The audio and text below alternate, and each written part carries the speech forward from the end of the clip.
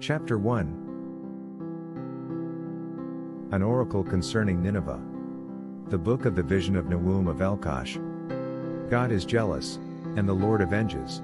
The Lord avenges and is filled with wrath. The Lord takes vengeance on his adversaries and keeps wrath for his enemies.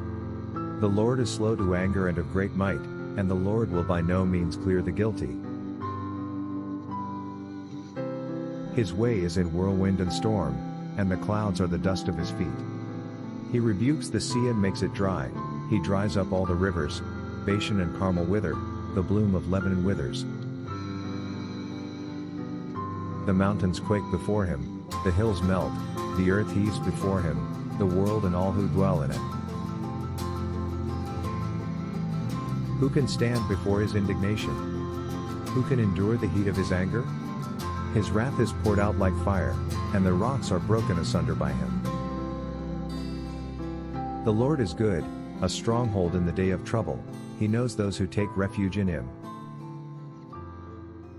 But with an overflowing flood he will make a complete end of the adversaries, and will pursue his enemies into darkness. What do you plot against the Lord? He will make a full end, he will not take vengeance twice on his foes. Like entangled thorns they will be consumed, like dry stubble.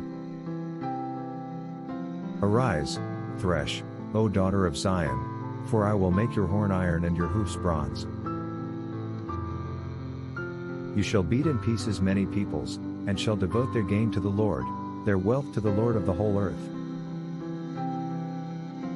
Behold, upon the mountains the feet of him who brings good tidings, who proclaims peace.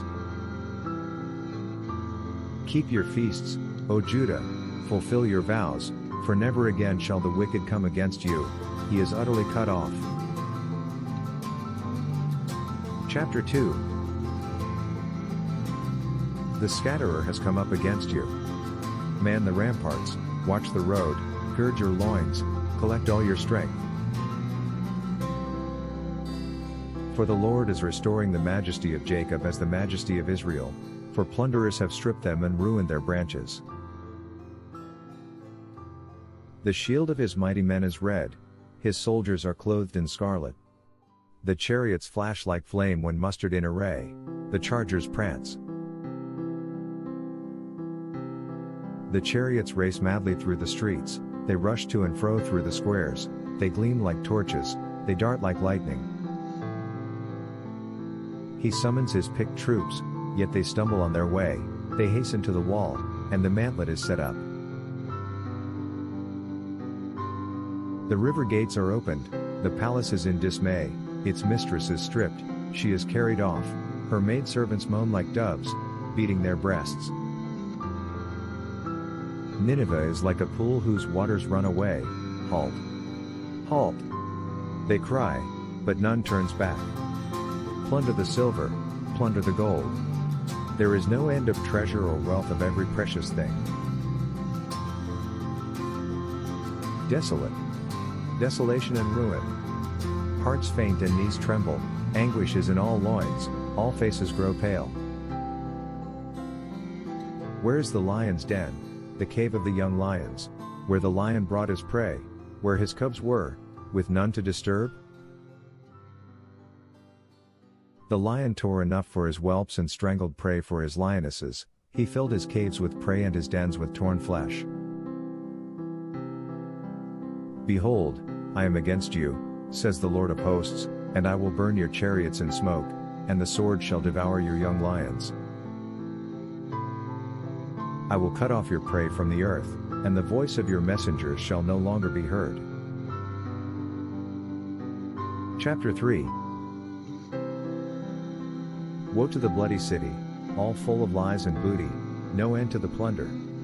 The crack of whip, and rumble of wheel, galloping horse and bounding chariot.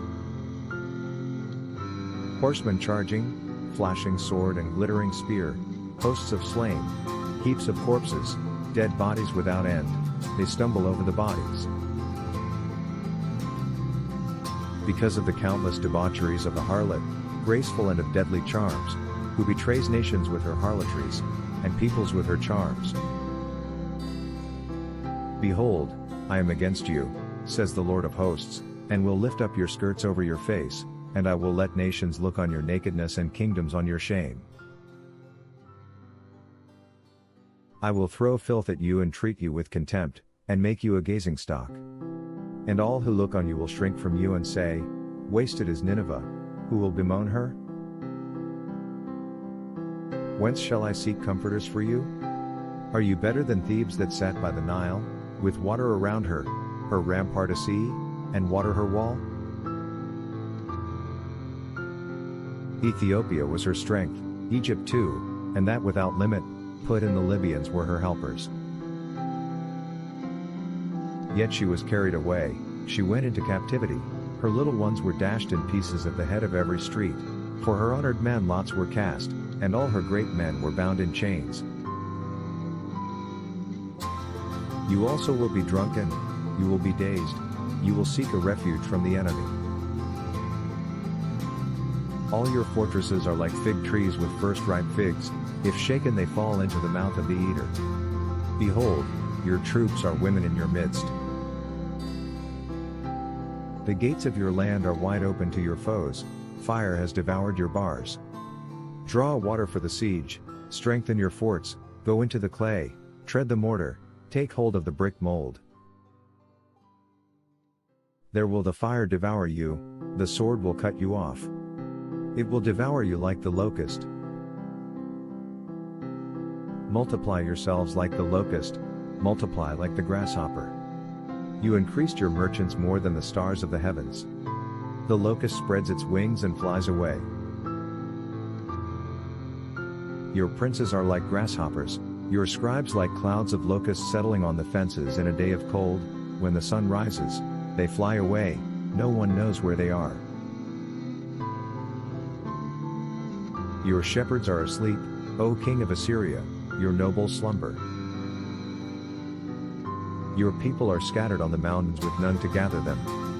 There is no assuaging your hurt. Your wound is mortal. All who hear the news of you clap their hands over you. For upon whom has not come your unceasing evil?